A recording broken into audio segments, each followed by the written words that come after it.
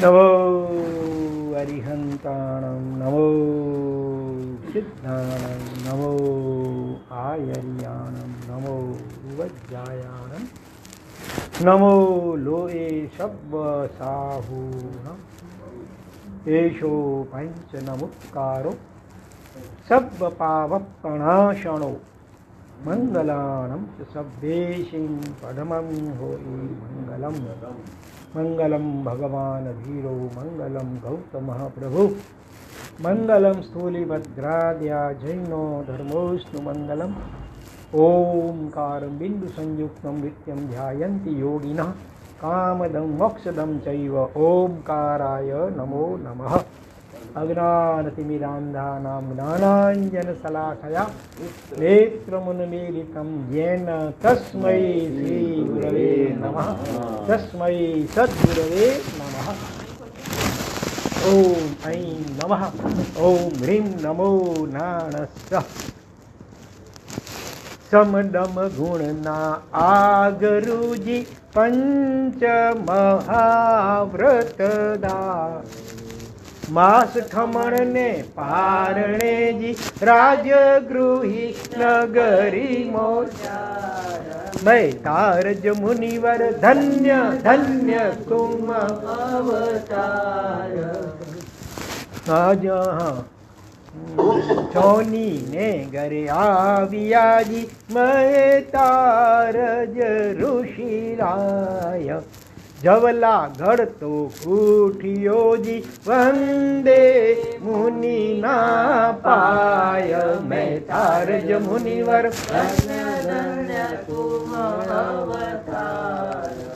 आज फल्यो घर आंगणे जी वीण काले सहकार ल्यो भिक्षा छे सूजती जी मोदक तणो ए आहार मैं तारज मुनिवर धन्य धन्य तुम अवतार। जवला गढ़ तो उठियो जी वंदे मुनि ना पाय क्रौच जीव जवला चढ़ो जीव होई चाल्या ऋषिराय सोनी मन शंका थई जी साधु तणाए काज मैं तारज मुनिवर धन्य धन्य तुम अवतार। ऋष करी मुसी ने कहे जी जो मुझ जवला आज वादर सिर से वीटियों जी तड़के राख्या मुनि राय मैं तारज मुनिवर धन्य धन्य तुम अवतार। फट फट फूटे हाड काजी चट चट टूटे चाम चौनीड़े परिसदियो जी मुनिए राख्यो मन ठाम मैं तारज मुनिवर धन्य धन्य तुम अवतार। पापी पाल के पीली गज सुकुमाल संतापिया जी बांधी माटीनी पाड़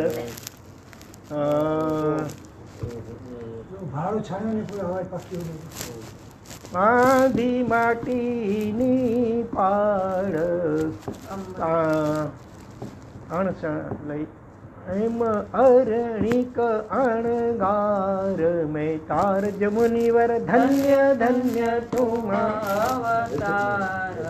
वागर वसागण शरीर वलूरियों जी साधु सुको सलसार अंबर चेला सात से जी नमो नमो ते नमस्कार मैं तारज मुनिवर धन्य धन्य तुम अवतार। पापी पाल के पीलिया जी अंबर पीलिया जी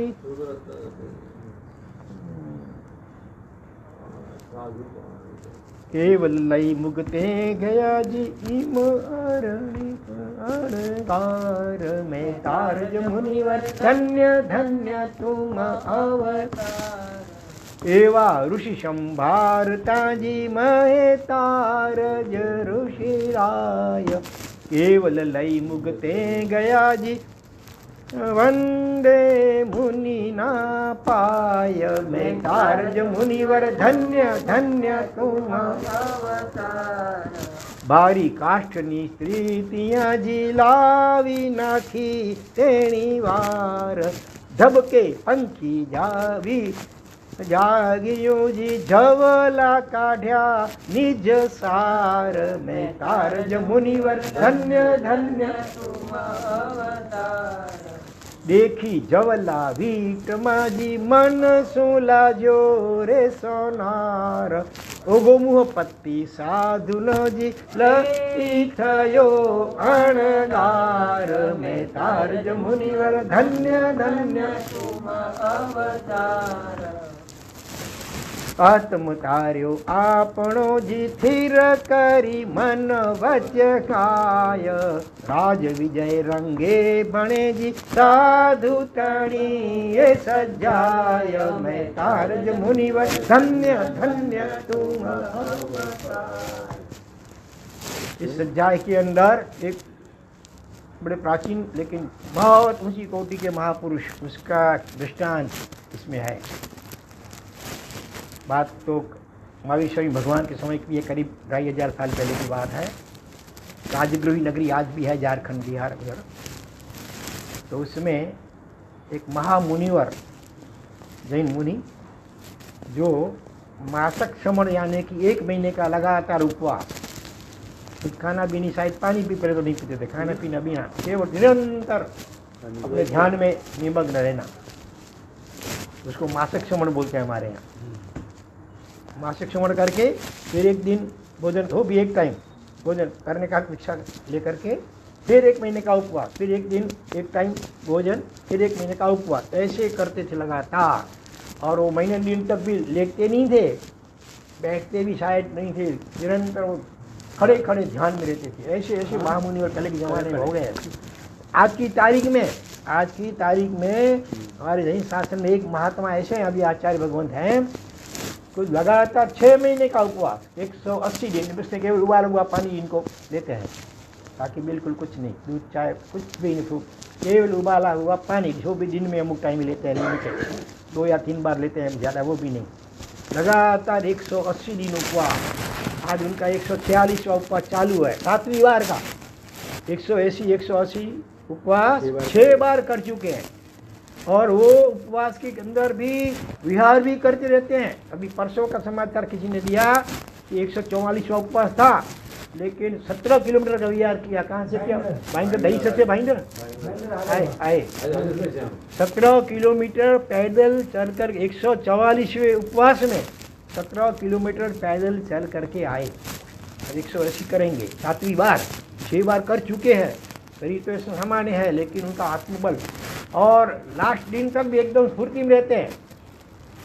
आज से 5 साल पहले भी हमारा चतुर्मास देवलाली में था, तो वो भी देवलाली में थे। चतुर्मास में तो सांगली चतुर्मास उनका तय हुआ था, लेकिन उससे पहले वो देवलाली थे। तो देवलाली से जब निकले तब 36वां उपवास चल रहा था उनका, 36वां। और 180 पैदल चलते चलते 350 किलोमीटर करीब सांगली है देवलाली से, हाँ, पैदल चलते चलते चलते पहुँचे। और बाकी के उपवास पूरा 180 दिन तक का उपवास किया। तो ऐसे 6 बार है, 7वीं बार भी ये चल रहा है, 146वां उपवास करीब आज है।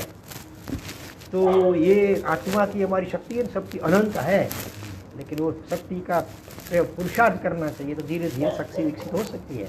तो आज भी जब ऐसे हमारा निर्बल शरीर दुर्बल, फिर भी अगर ऐसे महात्मा विद्यमान हैं, तो पहले के ज़माने में भले शरीर किसी का दुर्बल भी हो, लेकिन जो हड्डियाँ थी ना, वो बहुत मजबूत थी, तो इसीलिए वो असंभव नहीं है। तो महीने दिन का उपवास, क्या पारना आया जब, तो वो भिक्षा गोचरी इसको बोलते हैं हमारे यहाँ, उसको लेने के लिए तो किसी भी घर में जाते हैं। तो धर्मला बोलते हुए एक घर में प्रवेश किया, तो वो घर एक सोनार का था। वो सोनार भी किसका था? सैनिक नाम के राजा उस समय में थे, भगवान महावीर के बड़े भक्त थे। तो हर रोज सैनिक राजा क्या करते थे, उन्होंने सभी दिशाओं में अपने आदमी रखे हुए थे, जो भी आदमी सुबह जल्दी आकर के समाचार दे कि आज भगवान महावीर स्वामी अमुक दिशा में अमुक जगह पे विराजमान हैं, ऐसा जो उनको समाचार जल्दी सुबह देता था, उसको अपने गले का जो हाथ, जो भी आभूषण, केवल मस्तक के मुगट को छोड़ करके, राजा के पास तो कितने आभूषण होते हैं, सब उनको बख्शिश देते, हर रोज, एक बार नहीं, हर रोज का विक्रम। इतना महावीर स्वामी का भक्त था। और इतना ही नहीं, फिर महावीर स्वामी जिस दिशा में हो, मानो आज भले यहाँ से 50-100 किलोमीटर दूर हैं, ठीक है, मानो कि पूर्व दिशा में है, तो वो पूर्व दिशा में अपने सिंहासन पे बैठे ना, नीचे उतर जाएंगे, 7-8 कदम आगे जाएंगे, अपने पाँव में से जो पादुका है उतार देंगे, और सोने का चावल समझ लो, हर रोज नया नया सोनी बना, ये सोना जो था ना स्पेशल था, हमारा साहब आचार्य महाराज उनका सैनिक राजा का, उनके लिए स्पेशल नए नए वो सोने के, हम लोग जाओ बोलते हैं जो वाला, तो समझो चावल, एक अनाज विशेष, वो बनाता था इतना। तो उससे वो स्वस्तिक साथी, आज इसको बोलते हैं स्वस्तिक, आलेखन करके फिर भगवान महावीर को वंदना करते थे उस दिशा में, भले महावीर कितने भी दूर हों तो भी। ऐसे वो भगवान के भक्त थे। तो संयोग की बात है कि वो जो महाराज थे, उसका नाम था नहितार्थ मुनिवर। नहितार्थ मुनिवर, धन्य धन्य तुम अवतार, आपका ये अवतार मनुष्य जन्म धन्य है, सफल हो गया सचमुच। तो महीने दिन के पारणे में आए धर्मला बोलते हुए, तो वो सोनी भी सुना जो था ना, और सैनिक राजा जब इतने भक्त थे भगवान के पूरे साधु साधु के भक्त थे, तो उस हिसाब से उनके परिचय में आते आते सुनार भी साधु संतों का भक्त हो गया था एकदम। तो उस वक्त वो सोने के वो चावल बना रहा था, लेकिन जैसे धर्मलाभ शब्द सुना और महाराज को देखा, दूसरे एकदम भक्ति भाव से खड़ा हो गया, अपना काम छोड़ दिया, सीधा खड़ा हो गया, वो हाथ जोड़ करके बोला मथेण वंदामी। महाराज साहब कोई भी आते हैं ना अपने घर पे, क्या बोलने का, जैसे मत्थ एण वंदामी, मत्थ एण माने मस्तक झुका करके, वंदामी मैं वंदन करता हूँ, पधारो महाराज साहब, ऐसे विनय बोलना चाहिए। तो ऐसा विनय किया उसने। तो और फिर अपने किचन रसोड़े में गया, तो संयोग की बात है, मोदक ताज़ा बने हुए लड्डू, एकदम सच्चे घी, डालडा घी तो था उस जमाने में, सच्चे प्योर घी के मोदक बने हुए थे, और थाल पड़ा था, सीधा थाल उठाया और महाराज के पात्र में एकदम भाव से एकदम भराया। इधर क्या हुआ, जब वो महाराज को लड्डू भरा रहा था, उधर एक पक्षी है जिसका नाम है क्रौंच पक्षी। सुमतीनाथ भगवान का जो लंच है ना, क्रौंच पक्षी, तो वो आया, और वो जो चावल था ना सोने का, उसको अनाज के दाने समझ करके वो फटाफट उसको चुप गया, जैसे यहाँ पर तुम्हारी रोज चुपने का बोल, तो चुप गया। मुनि ने दूर से देखा, ऐसे देखा, लेकिन कुछ बोले ही नहीं, और बस लड्डू हो रहा करके धर्मला वापस बोल करके वापस जाने के लिए निकले। और उधर सोनी भी वापस अपनी जगह पे आता है, देखा जो कहाँ गए सोने के। उसके मन में शंका हुई कि जरूर ये साधु के वेश में कोई चोर या ठग लगता है, इधर दूसरा कोई तो अभी आया नहीं है इतनी देर में, कहाँ गए। जब मैं लड्डू लेने के लिए किचन में गया होगा तब मैंने उठा लिया होंगे शायद। तो महाराज शाह को बोल रहे, महाराज मेरे वो सोने की चावल कहाँ है।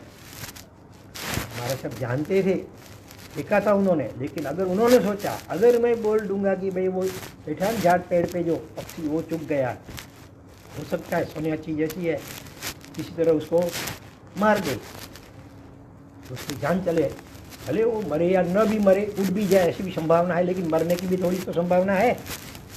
ये तो महामुनि वे पहले कितने दयालु थे, इतने करुणावंत थे, इतना अहिंसक थे, सभी जीवों के प्रति इतना प्रेम था उनको कि बोलूँगा तो उसको मार देगा कहीं।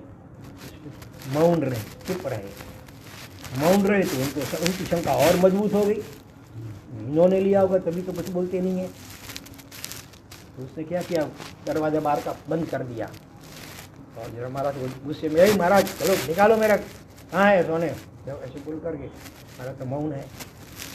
तो गुस्सा आया एकदम सोनी को, और क्या किया उसने, एक चमड़े की रस्सी होती थी, चमड़े की रस्सी, उसको वादर बोलते हैं, उसको पानी में भिगो करके, मध्याह्न का समय था, 12 साढ़े 12 समझो, 1 बजे का, गर्मी के दिन के। तो वो रस्सी को पानी में भिगो करके वो महाराज शायद कोई पूरे शरीर को ऊपर से नीचे तक कस के बांध लिया जोर से। पानी में इसलिए भिगोया था कि धूप के कारण पानी सूखेगा तो वो जो बंधन है तो और मजबूत खींचा होगा, खींचा। तो और दुबले पतले तो थे क्योंकि इतना तपस्या बड़ी कर रहे थे। तो जो हड्डियां हैं ना सब टूटने लगी, पट पट फूटे, हाड कानी टट टट टूटे चाम, फिर चमड़ी भी टूटने लगी है, हड्डियां भी टूटने लगी अंदर से। और इतना नहीं, आंखें भी बाहर आ गई, इतना टाइट बांधा था। सोनीड़े परी सहडियो मुनिए राख्यो मन ठान। ऐसा करने पर भी मुनिवर एकदम शांत रहते हैं, जरा भी प्रतिकार नहीं करते हैं। तो आप बोलते भी नहीं है भाई मैंने नहीं लिया है, तुम देख लो हमारा कपड़ा जो देखना हो देख लो, हम कहाँ, हमारे जेब में नहीं है, कहाँ रखेंगे, देख लो जो भी देखना हो। कुछ नहीं, हमारे कोई किसी जन्म में हमने अज्ञानता से इस सोनी के जीव को तकलीफ हुई होगी, पहले आज से 25-50, 100 साल 100 भाव पहले भी। तो वो कर्म आज वो जो बीज बोए हैं हमने, वो अभी आज उदय में आए हैं, फल के रूप में आए हैं। तो हमारा कर्तव्य है कि क्षमता, आत्मा का स्वभाव है शांत रहना, किसी भी संयोगों में किसी दूसरे को अपराधी मानना भी नहीं, बोलना देखना मानना भी नहीं। ऊपर से उसको मित्र मानते हैं, अपना उपकारी मानते हैं। देखो ये महापुरुष हमको अपने जीवन से सिखाते हैं कि कोई कैसा भी करे, इससे ज़्यादा क्या होगा, पूरा उनको मृत्यु दंड दे रहा है, खुद निर्दोष हैं, ऐसे महातपस्वी हैं, एक तो उनके ऊपर आक्षेप चोरी का, बरोबर, ऊपर से ऐसा मृत्यु हो जाए, ऐसा उसके ऊपर प्रयोग करते हैं, उपसर्ग करते हैं। फिर भी आत्म निंदे आपनो जी सोनी जनो स्यो दोष, अपनी आत्मनिंदा करते हैं। सोनार का इसमें कोई अपराध नहीं है, चौकस मैंने किसी न किसी जन्म में इसको तकलीफ दी होगी या इसको किसी प्रकार से मारा होगा। वो जो मेरा कर्म का बीज जो डाल दिया वो आज फल के रूप में उदय में आया है, इसमें इसका कोई कसूर नहीं है। ऊपर से सोचते हैं कि ये तो हमारे कर्मों के क्षय करने में निमित्त बन रहे हैं।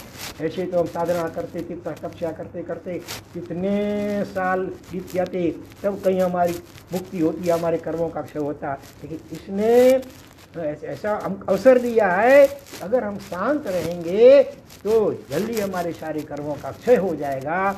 ऐसा पॉजिटिव थिंकिंग करते हुए एकदम शांत रहते हैं। आखिर तो शरीर का काम करेगा तो हाँ, लेकिन अपने मन को शांत रखने के लिए उन्होंने अपने से पूर्व में जो महापुरुष ऐसे हो गए उनको याद करते हैं। अब क्षण भर के लिए अपनी आत्मा को वो मुनि की जगह पर रख करके अगर हम सोचने जाए, अगर हम होते तो क्या करते, कितना क्रोध आता, कितना गुस्सा आता सुनार के प्रति। जरा तपास तो करो, ऐसे ही बस तुम उपसर्ग कर रहे हो, देखो हमारे पास कुछ है तो हम कहाँ रखेंगे, कहाँ जाती, कोई इधर तो खड़े थे, कोई दलील नहीं किया, अपने बचाव के लिए कोई दलील अपील नहीं किया और शांत ही रहते हैं, उसको उपकारी मानते हैं। अपना ही अगले जन्म का जो भी अपराध होगा उसको मन से याद करते हैं। साथ में पूर्व के महामुनिवरों के दृष्टांत को याद करते हैं। ऐसे और भी कई संत हमारे जैन सदर में हो गए हैं, जैसे गज सुकुमार संता पियाजी बांधी माटीनी पाड़, खेर अंगारा सिरे दरियाजी मुगते गया तत्काल। दूसरे एक भगवान दृष्टांत महापुरुष हो गए 22वें तीर्थंकर नेमिनाथ भगवान, 22 में 23 में पार्श्वनाथ, इससे आगे 22वें तीर्थंकर नेमिनाथ भगवान हो गए। तो उनके भाई चचेरे भाई की उनके छोटे भाई सगे भाई श्री कृष्ण वासुदेव बरोबर नेमिनाथ से क्या संबंधी थे। हाँ वो तो नेमिनाथ के भाई का नाम तो दूसरा था, क्या नाम था?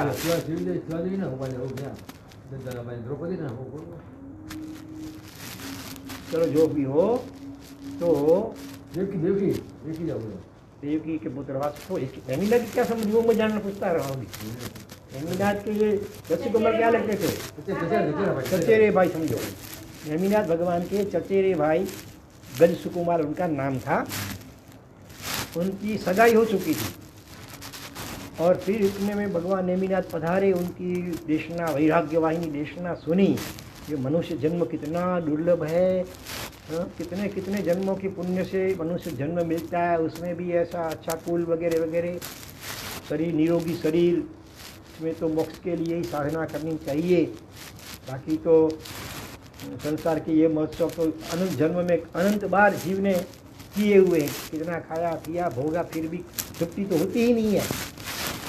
तो ये छोटी हमारी आयु कब आँख बंद हो जाएगी हमेशा के लिए पता नहीं है। उससे पहले हमें संयम की साधना करनी चाहिए, आत्म साधना करनी चाहिए।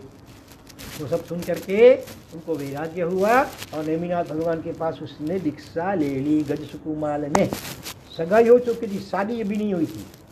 और पहले के ज़माने में एक बार भी सगाई हो तो फिर से दूसरे के साथ संबंध कर ही नहीं सकते हैं, मन से भी नहीं सोचते ऐसे तब। तो और वो साधु बन करके सीधा स्मशान में जा कर के ध्यान में खड़े रह गए।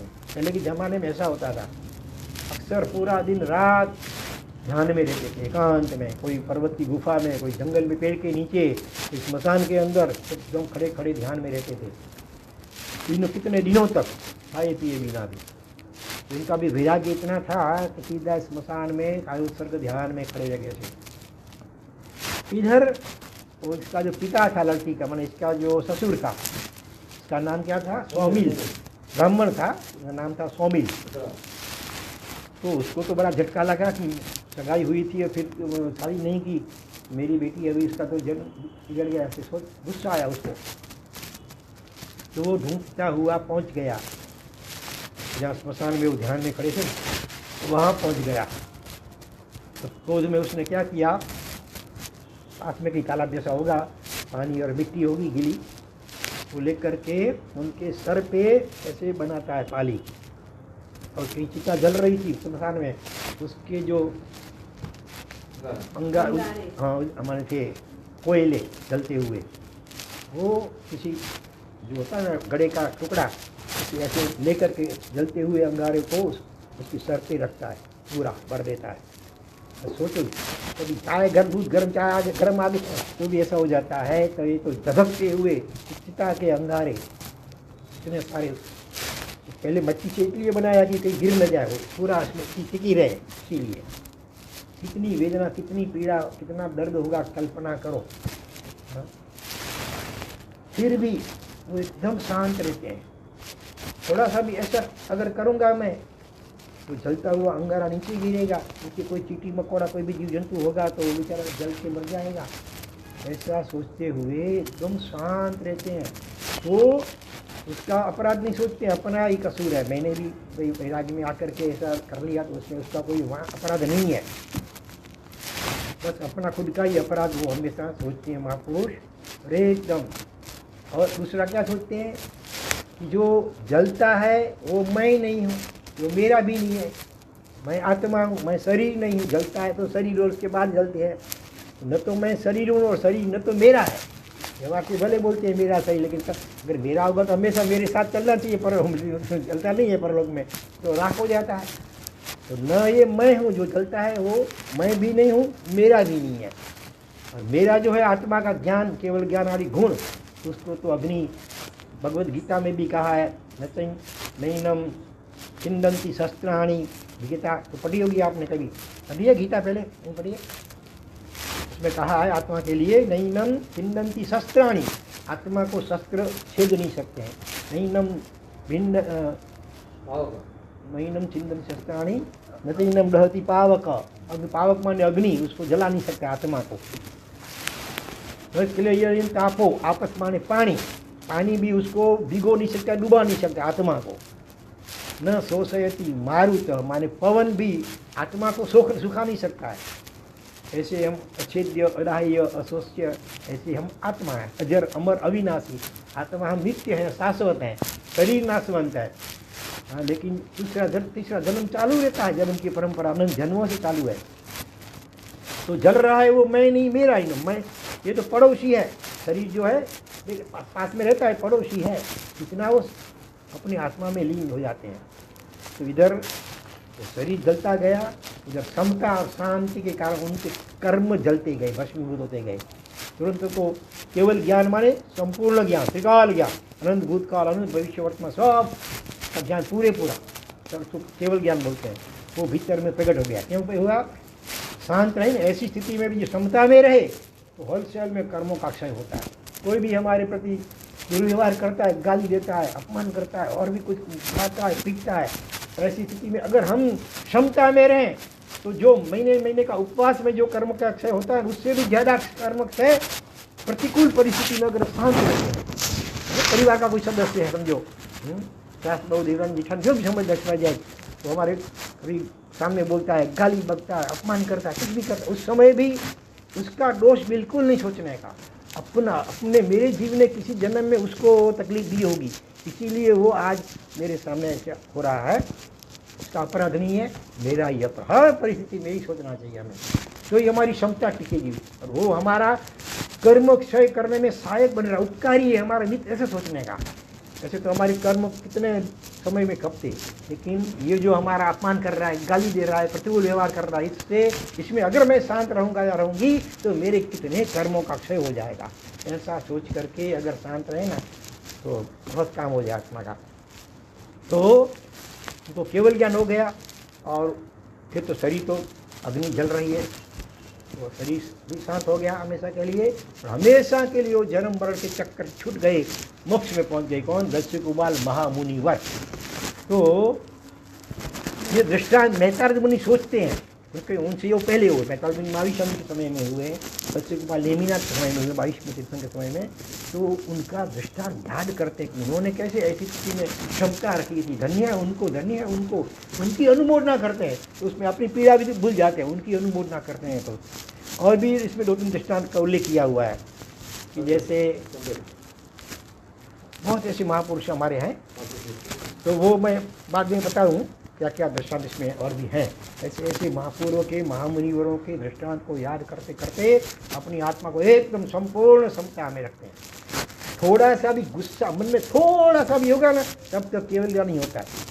थोड़ा सा भी दोष, कोई भी राग, द्वेष, काम, क्रोध, लोभ, ईर्ष्या, स्वार्थ, सूक्ष्मतम इतना एक परमाणु जितना भी हमारे में दोष होता है तब तक केवल ज्ञान नहीं होता है। सारे दोषों का क्षय होता है तभी केवल होता है। हेलो, जलते हुए अंगारे रखे, इतना सूक्ष्म भी क्रोध का भाव थोड़ा सा भी आता तब तक केवल का नहीं होता है। बिल्कुल 100% क्षमता रहती है, शांति, तभी केवल ज्ञान हो सकता है। तो मुनिवर भी ऐसे ऐसे कई महापुरुषों के दृष्टांत को याद करते करते एकदम शांत रहते हैं। और इनका शरीर तो अभी हमेशा के लिए मर गए, लेकिन ऐसी क्षमता जो रखे ना उनको भी केवल ज्ञान हो गया, सर्वज्ञ बन गए और तुरंत आयुष्य अक्षय हो गया। तो हमेशा के लिए जन्म मरण के चक्कर से छूट गए और आत्मा के परम आनंदमय समाधिमय सिद्ध दशा जो है उसमें हमेशा के लिए स्थिर हो गए मोक्ष में। इधर क्या हुआ कि एक लकड़हारी बाई, लकड़ी जहाँ काट करके बेचने वाली, वो आई उसके पड़ोस में, थकी पकी थी बेचारी। तो जो लकड़ी का बोझ था ना भारी, उसको जोर से नीचे फटका, दहा का हुआ, आवाज़ हुआ। तो क्या वो जो पक्षी बैठा था ना वो घबरा गया और भय में विष्ठा निकल गई और वो जो सोने के चावल जो उसमें चुगे थे वो ऐसे के वैसे निकल गए बाहर, चमकने लगे धूप में। सोनी ने देखा सुनार ने, अरे मेरे चावल तो ये पक्षी चुग गया है, अरे मैंने क्या कर दिया, ये ऐसे महा तपस्वी मुनिवर के मैंने इसको चोर के रूप में आक्षेप किया और इतना आक्रोश किया, इतना उपसर किया, उनको मार डाला। एक तो इतना पश्चाताप भी हुआ, साथ में भय भी लगा। अभी राजा को पता किसी तरह चल जाएगा, सैनिक महाराजा हो तो साधु संतों के बड़े भक्त हैं, मैंने ऐसे महातपस्वी कर दिया तो मुझे तो फांसी ही लग जाएगी।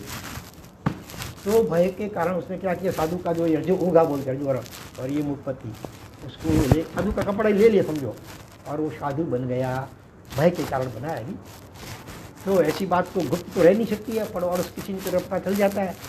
राजा के पास बात पहुंची, राजा ने अपने सिपाहियों को भेजा, पहले जाओ तो क्या बात है देखो। सिपाही भी आए, सारी परिस्थिति देखी, वो मुनिवर तो पड़े हुए पड़े हैं और एक कपड़ा उनका ये ले लिया है। देखो वो सिपाही भी कितनी मर्यादा रखते थे, साधु के वेश में भले समझते थे कि साधु सत्या हुई तो वो मार दिया है, अभी ये भय के कारण साधु बन गया है, साधु के वेश में तो उसको हाथ नहीं लगाएंगे। वापिस गए सैनिक राजा के पास, सारी घटना सुनाई, ऐसी घटना हुई है, अब आपको जो योग्य लगे सो। खुद राजा सैनिक आए वहाँ पर, और वो सोनार जो भी मुनि के विषय में है उसको कहा, देखो अपराध तो तुमसे बहुत बड़ा हो गया है, लेकिन तुम अभी साधु के वेश में हो, इसीलिए हम अभी तुमको कुछ शिक्षा नहीं करेंगे। अगर तुम छोड़ दोगे साधु के वेश को, वापिस तुम अगर ग्रस्त बन गए तो साधु का जो करता है खून, उसको तो मृत्यु दंड देना मेरा कर्तव्य है राजा के रूप में।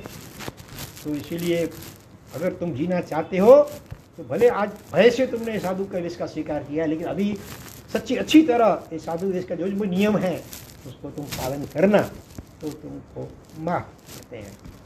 और उसको भी बड़ा पश्चाताप तो हुआ था, और फिर साधु जी उनके सब नियम को अच्छी तरह पाल करके उसने भी आगे अपना आत्मा का कल्याण किया।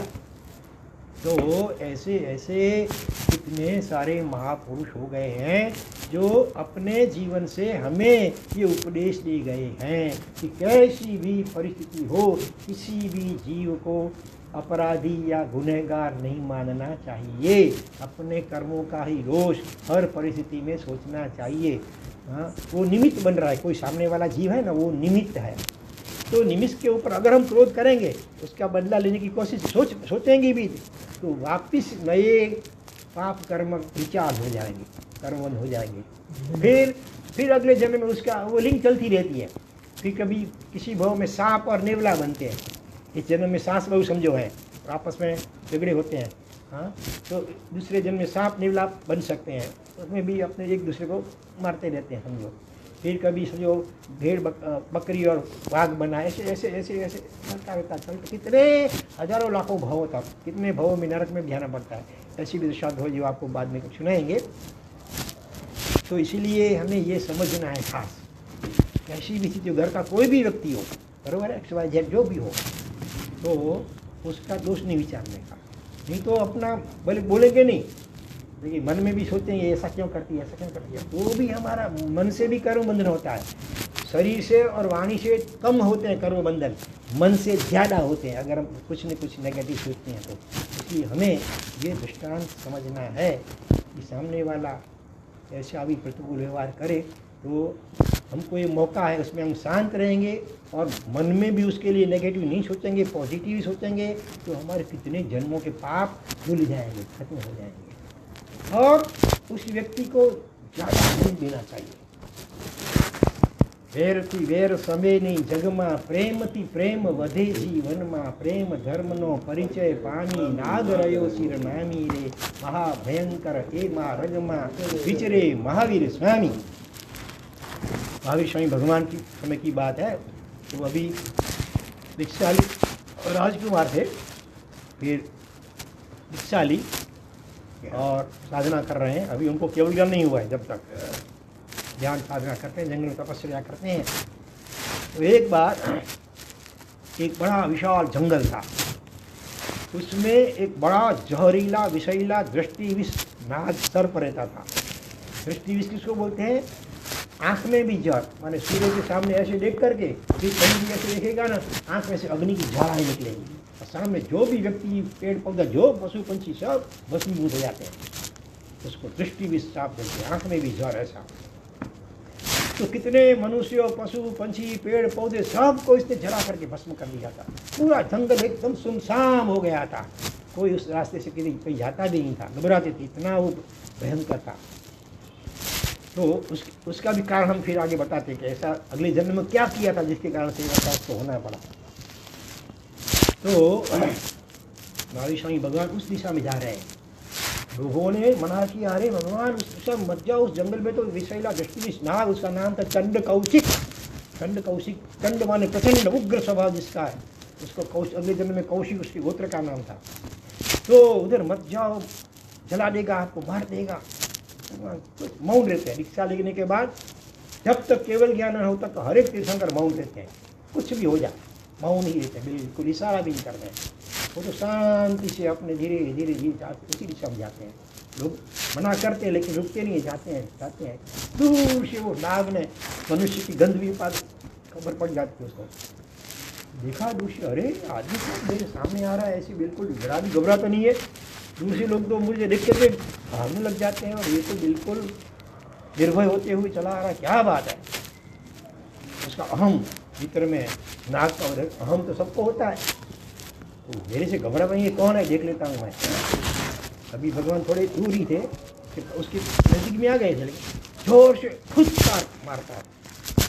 कोई होता है तो वो फुटकार के इतनी जहर से भी मर जाता है, उसका उतना जहरीला था। और न घबराए, निर्भय न करते हैं बिल्कुल, उसके प्रति करुणा और प्रेम का ही हृदय में भाव है। और फिर उसने क्या किया, आखिर जोर से भगवान की अंगूठे पर मारा जोर से, और फिर हट गया ऐसे, क्योंकि अभी उसने सोचा अभी वो गिरेगा आदमी, ये मेरे ऊपर तो मैं दब न जाऊँ, करीब भी इतना ऊँचा था पहले। थोड़ा दूर हट करके देखता है क्या हो, तीर्थंकर होता है ना, तो उनकी आयु पूरी होती है, पूरी भुगतते हैं, वो बीच में किसी प्रकार से मरते नहीं है। वैसे ही खड़े हैं, और एक ऊपर से एक वाक्य बोलते हैं, क्या बोलते हैं, बुज्ज बुज्ज चंडकोशीय। उनको तो बड़ा ज्ञान होता है जन्म से, गर्भ से। हे कंद कौशिक, तू बोध को पा, बोध कुछ समझ, कईक समझ तू कईक समझ एम कहे करुणा हानि। इतने करुणा, प्रेम, वात्सल्य, जैसे माँ को अपना इकलौता बेटे के प्रति कितना प्यार होता है, इनको अभी गौरव के प्रति कितना प्यार होता है, हाँ होगा ना, आपको नागेश के प्रति कितना प्यार होता है। हाँ, इससे भी ज़्यादा माँ को बच्चे के प्रति प्यार तो होता है, पशु पंछी को भी होता है, लेकिन अमुक संयोग ऐसे आते हैं तब माँ भी बच्चे को मार करके खा जाती है। कोई जैसे कुत्ती होती है ना, कुत्ता, और वो अगर डिलीवरी होती है और कुछ खाने को नहीं मिलता है, भूख लगी है, तो अपने बच्चे को भी खा। इसी प्रकार से जो नाग सर्प होता है, इसके लिए हमने सब सुना है, पढ़ा है। तो हाँ, तो माता कभी कुमाता हो सकती है कभी, लेकिन ये भगवान तो करुणा के सागर होते हैं। इतना प्रेम से बोलते ही जो वाक्य, ऐसे मौन थे फिर भी मौन को इतना तोड़ा उन्होंने इसके कल्याण के लिए। हे चंद्र कौशिक, तू बोध को पा, कुछ समझ।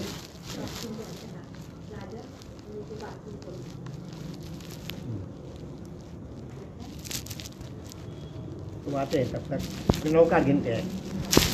ओम नमो अरिहंताणं,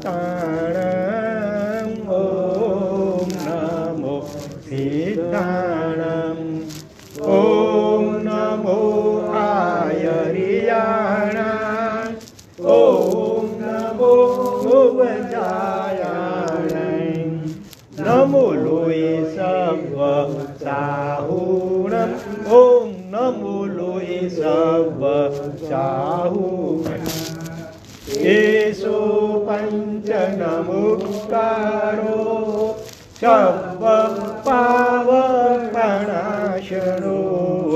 मंगलाणं च सप्तेषे परमं होयि। बोलो ओम नमो अरिहंताणं, ओम नमो सिद्धाणं, ओम नमो आयर्याणं, ओम नमो वजायाणं, नमो लोये सव्व साहुणं, ओम नमो लोये सव्व साहुणं। एषो पंच नमोकारो सव्व पावकनाशनो,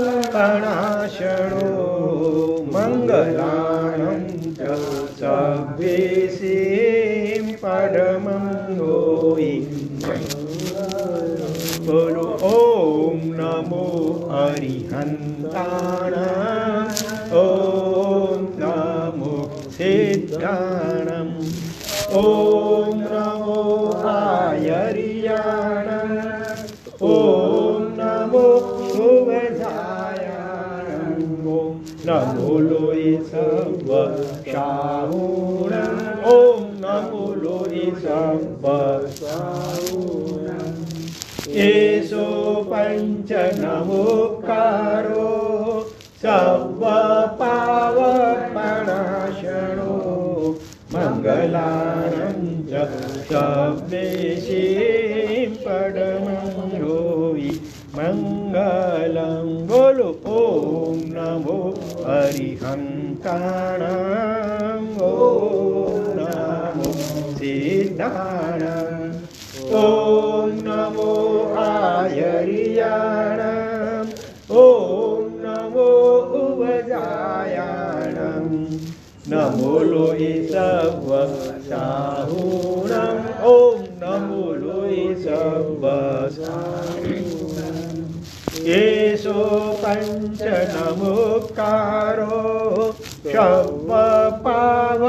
शब्दपावकपणाशनो मङ्गलानं च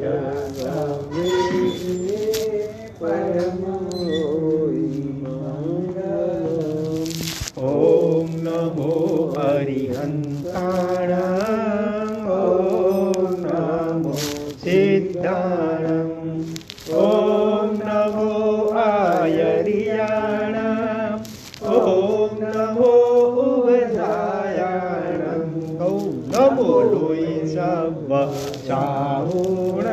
ॐ नमो लोहि सर्वसाहुणं येषो पञ्चनमुक्कारो सर्वपावकपणाशनो मङ्गलानं च सर्वेषां परमं योगी मङ्गलं बोलो ॐ नमो अरिहन्ताणं ॐ नमो सिद्धाणं ॐ नमो आयर्याणं ॐ नमो उवधायाणं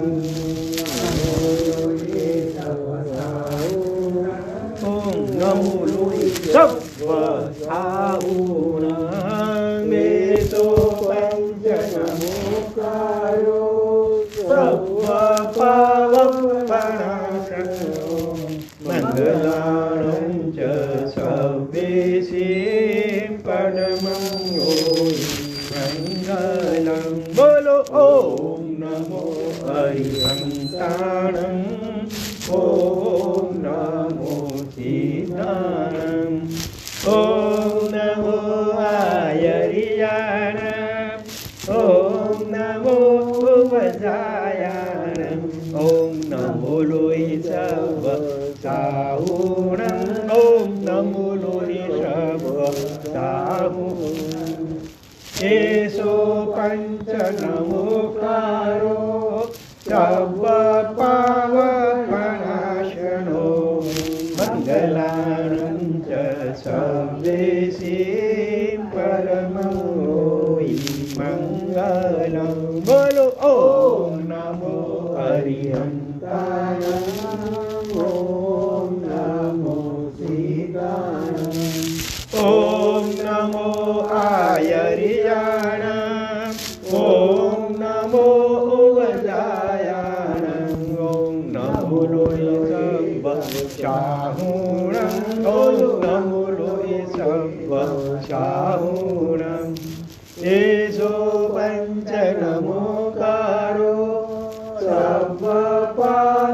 सर्वपावकपणाशनो मङ्गलानं च सर्वेषां परमं योगी मङ्गलं बोलो ॐ नमो अरिहन्ताणं ॐ नमो सिद्धाणं ॐ नमो आयर्याणं ॐ नमो उवधायाणं ॐ नमो लोहि सर्वसाहुणं ॐ नमो लोहि सर्वसाहुणं येषो पञ्चनमुक्कारो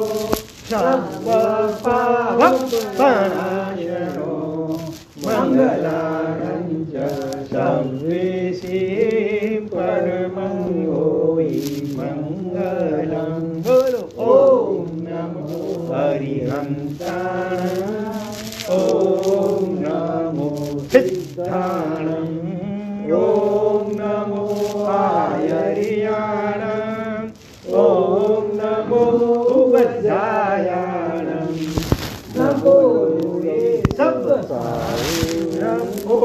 बोलो ये सब एतो पंचमुक्तारो सर्वपावपनाशनो मंगलानंद सब्बेसिं तो महावीर स्वामी भगवान ने उस चंड कौशिक नाग को क्या बोला? बुज्ज बुज्ज चंड कौशीय, ये प्राकृत शब्द है। हे चंड कौशिक, तुम बोध को पाओ, बोध को पाओ, कुछ समझो, कुछ समझो। इतना प्यार से बोले उसको, वो तो बस उसका एक तो आंखों में से करुणा प्रेम निकलता है, इतना प्यार से बोले। ऐसे एकदम उसको अपना पूर्व जन्म याद आ गया। जाति स्मरण ज्ञान बोलते हैं, जाति माने जन्म, अगला जन्म, उसको याद आ गया। वो मैं आपको बाद में बताता हूँ क्या जन्म था उसका। तो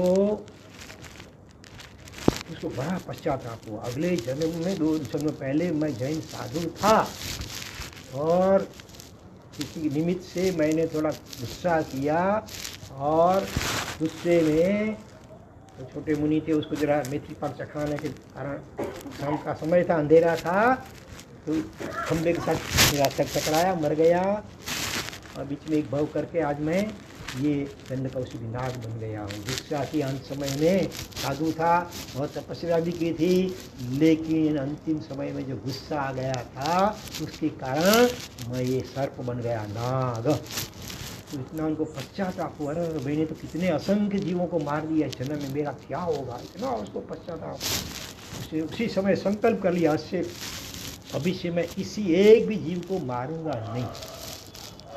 लेकिन अगर मैं अपने बिल से बाहर रहूँगा अपने घर से तो कहीं ना कहीं मेरी दृष्टि पड़ जाएगी, तो पेड़ पंछी सब में जीव होते हैं, वनस्पति में भी जीव होता है, जल जाएंगे। लेकिन अभी किसी को मुझे मारना नहीं है। तो उसने क्या किया, अपना जो सिर का भाग था, मुँह का भाग, ये अपने बिल में रख दिया अंदर, अपना आधा से बाल था, ऐसे शांत रहता है और कुछ बिना खाए पी। इतना पश्चाताप हुआ, अभी अनशन कर लिया। अनशन माने अंतिम समय तक कुछ खाना पीना नहीं है।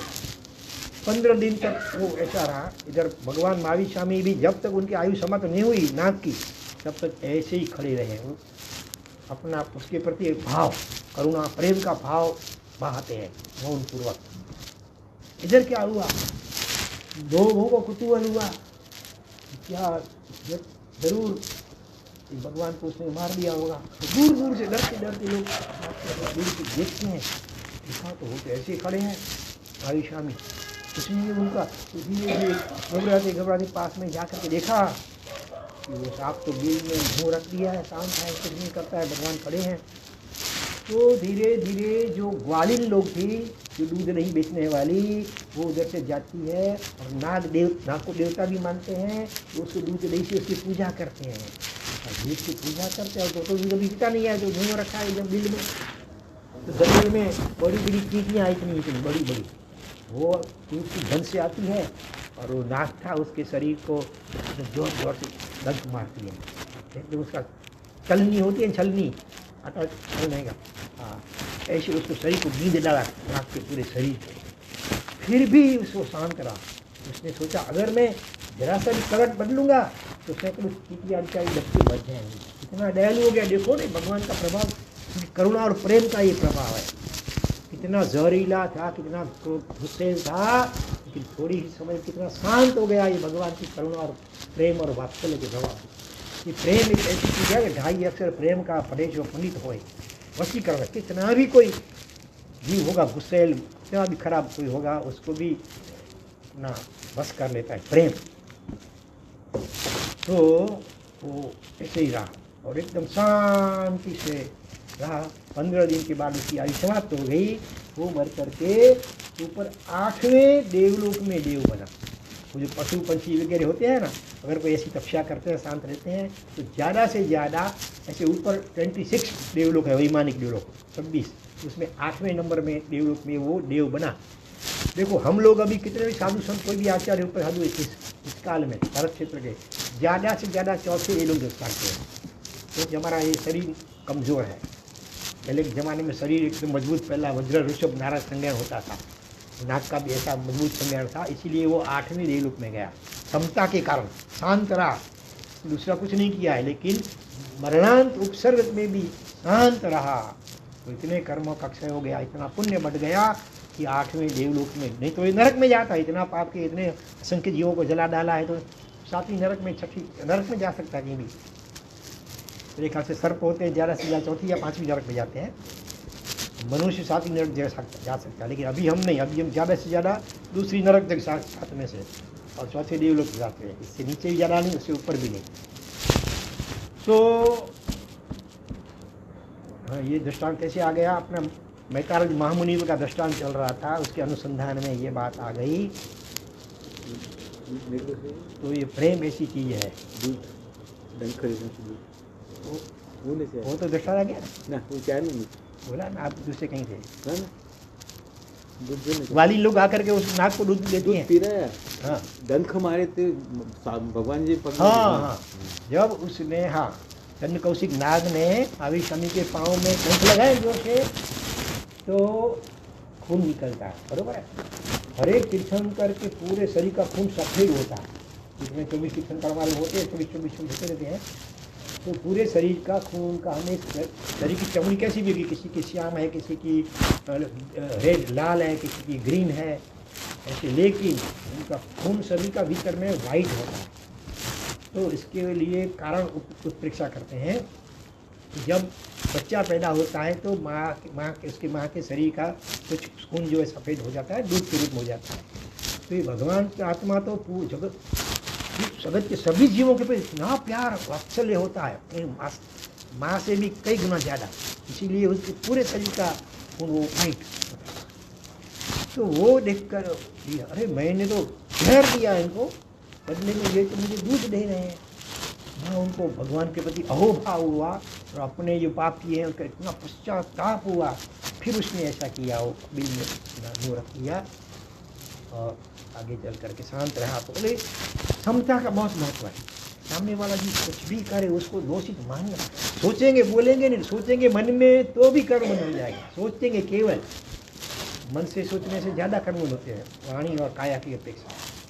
नहीं, इसी के प्रति सभी जीव कर्मों के अधीन है, भीतर सभी भगवान है। कोई भी कैसा भी जीव हो, आज कोई समझो 420 किसको दुनिया बोलती है, कोई आतंकवादी है, दाऊद इब्राहिम वगैरह जैसा कोई है, लादेन जैसा समझो है, लेकिन आखिर एक दिन कभी न कभी वो भी भगवान सिद्ध परमात्मा बनेगा, मोक्ष में जाएगा, किसी कितने जन्मों के बाद बने जाएगा। तो हर एक में भीतर भगवान है, भीतर में। इसलिए किसी भी चीज़ के लिए नेगेटिव सोचना भी नहीं, बोलना भी नहीं, करने की तो बात दूर रही, किसी के वो कैसा भी बर्ताव करे, अपने को पॉजिटिव और प्रेम ही देना है। तो आज नहीं तो कल उसके हृदय का, जीवन का परिवर्तन अचूक होगा ही, क्योंकि आखिर तो भगवान आत्मा है ना, तो पत्थर भी पिघल सकता है, ये तो मनुष्य है। लेकिन हम क्या करते हैं, कभी सामने वाली जीव की 1-2 गलतियाँ माफ़ की, 1 बार 2 बार 3 बार नहीं बोले, लेकिन चौथी बार फिर ऐसा बोल देते, कभी कभी वो 10 बार बोला है, कहते 100 सुनार की 1 लुहार की। सामने वाली व्यक्ति ने 100 गुना किया, छोटे बड़े, हमें लेट गो क्या, कुछ नहीं। फिर 101वीं बार जो गलती हुई, तब फिर ऐसा हम करते हैं कि वो 100 बार हम जो सांप चुप रहे थे ना, सारा उसका बदला ले लेते हैं। तो फिर वो जो घाव है ना, वो बहुत गहरा, सामने वाली व्यक्ति बहुत गहरा हो जाता है, फिर वो मरते दम कभी वो घाव कभी रुचता नहीं है, ऐसा होता है। ये ख्याल रखना है, बराबर है। और हम बड़े हैं उम्र से, तो बड़ों को बड़ा भी रखना है, हमें को छोटे व्यक्ति खेती करेंगे, कच्ची है समझने का, नहीं कच्ची है। और भीतर में प्रेम भी रखेंगे उसके प्रति। देखो चमत्कार, देखो तुम प्रयोग करो, लेकिन 2-4-6 महीने धैर्य रखना पड़ेगा। ऐसा नहीं कि अभी एक 2 बार शांत रहे तो ठीक हो जाएगा, ऐसा नहीं। उसकी कितनी गलतियाँ होती रहो, नहीं माफ़ करो। समय हो रहा है, फिर भी छोटी सी बात कह दूँ कि एक सास और बहू थे। हम लोग का संडे के दिन यही मीटिंग था, वो बाद में बोलना। सुनो अभी जानती रही, सुनो तो करने का तंत्र नहीं सुनो। एक सास बहू थे, सास बहुत समझदार थी, सास बहुत समझदार थी। वही बहू नहीं आई थी, ऐसे बहू भी अच्छी थी, लेकिन उनके किचन में कांच का बर्नी था, उसमें समझो घी भरा हुआ था, गाय का घी। और वो बर्नी लेने गई, हाथ में से फिसल गई, गिर गई, कांच की थी, टूट गई, सारा घी बिखर गया, कांच के टुकड़े टुकड़े हो गए।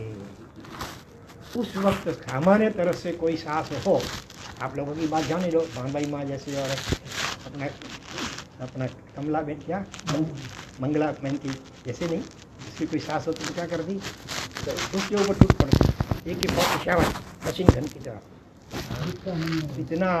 इतना सुना देती, वो पूरा 7 जन्म तक उसको भूल नहीं पाएगी वो। लेकिन वो समझदार बहू थी, बहुत सास थी, सास बहुत समझदार थी। बहू तो बेचारी कांपने लगी, अभी क्या होगा, कितना गुस्सा करेंगे, मुझे कुछ सुनना पड़ेगा, मिट्टी फाड़ दे देंगे, अपने माँ बाप का भी सुनना पड़ेगा, गालियाँ कुछ न कुछ उनकी ओर से। लेकिन सास बहुत समझदार थी, जरा भी गुस्सा नहीं किया, गुस्सा तो नहीं किया, ऊपर से इतना प्यार से बोलती है, अरे बेटा बेटा बोलती है उसको, अपनी बेटी बेटी, अरे बेटी तुम्हें पाँव में तो लगा, तुम्हें हाँ जमाना नहीं, ये तो अभी तो आ जाएगा, बर्नी आ जाएगी, लेकिन मेरी प्यारी बेटी तुम्हारे पाँव में कहीं काट लग गया होगा, तो चलो हॉस्पिटल अपने डॉक्टर के पास जाएँ, इंजेक्शन विजेक्शन ले लें, नहीं तो कहीं गंभीर हो जाएगा, नुकसान हो जाएगा। वो तो सोचते, और दूसरा क्या बोल दिया वो सास, मैं जब तेरी छोटी बहू थी ना, किसी मैं भी बहू के रूप में आ गई, और मैंने नज़र कितनी ऐसी बर्नी है मेरे हाथ से टूटी है, मैंने तोड़ी है, मानो एक भी बर्नी तोड़ी नहीं हो, फिर भी वो झूठ भी बोलती है, अगर वो झूठ की सबसे बराबर है, तो हम उसको आश्वासन देना है ना, सास के हाथ से एक भी बर्नी मानो नहीं भी टूटी हो, फिर भी बहू को तसल्ली देने के लिए वो बोलती है कि मेरे हाथ से तो कितनी बर्नियाँ टूटी है, कितना घी वगैरह धुला है, बेटी तो जरा भी चिंता नहीं करना, बर्नी आ जाएगी, दूसरी कितनी घी भी आ जाएगा, लेकिन तुम्हारे पाँव में कहीं मोच के नहीं आ गई है, तुम्हारे पाँव में लगा चाहिए ना। तो वो बहू को कितना अहोभाव होगा अपनी सास के प्रति, उसको देवी मानेगी, देवी भगवती मानेगी। और दूसरे दिन सुबह नाश्ते में पहले तो खाखड़ा होता था, खाखड़ा समझते ना, कठिन कड़क खाखड़ा होता है, रोटी को सेकी कड़क कड़क रोटी जैसा होता है खाखड़ा, आप लोगों ने शायद नहीं होगा सुबह के नाश्ते में। तो लेकिन दूसरे दिन सुबह गरम गरम नरम नरम, हाँ दूधी का हलवा और सीरा, सब ऐसा ऐसा सुबह सुबह नाश्ते में। सास पूछिए बेटा क्या आजकल क्यों, आज त्यौहार है, कोई पर्व दिन है, कोई किसी का जन्मदिन है अपने परिवार में, सुबह सुबह ये सब? नहीं माँ जी, अभी मैंने तय किया आज से, आपके लिए हम, आपकी उम्र हुई, आप बुजुर्ग हुए, आपके दांत मसूड़े कमज़ोर हो गए हैं, आप तो धीर गंभीर बोलते नहीं हैं, इतना दिन तो मेरी गलती हो गई, मुझे पहले से करना चाहिए था, लेकिन मैंने ख्याल नहीं रखा, लेकिन अब से मैंने निर्णय लिया है आपके लिए, हाँ खाते हैं वो हम लोग खाएंगे, हमारे दांत उसी में बराबर है, वो हम खाएंगे, आपके लिए तो हमेशा रोज़ ऐसी ऐसी नई गरम गरम और नरम बनेगी, बराबर है। हाँ, तो पहले सास ने इतना अपना बड़प्पन दिखाया, उसकी गलती हो गई, फिर भी डांटा बिल्कुल नहीं, ऊपर से प्यार दिया उसको, तो हमेशा के लिए उनकी बेटी से भी ज़्यादा उसको, अपनी सभी माँ के प्रति उसका जितना आदर था ना, उससे भी ज़्यादा अपनी सास से भी आदर बढ़ गया। ओहो, अभी सास बहुओं का दूसरा भी अच्छा दृष्टांत याद आ रहा है, लेकिन अभी समय हो रहा है आपका, बस छूट न जाए, इसीलिए टू बी कंटिन्यू, अग्रे वर्तमान, बरोबर है, जरा घर पे ही निपटा के आना। तो सर्वमंगल मांगल्यम सर्वकल्याण कारणम प्रधानम सर्वधर्माणां जय नाम जय श्री।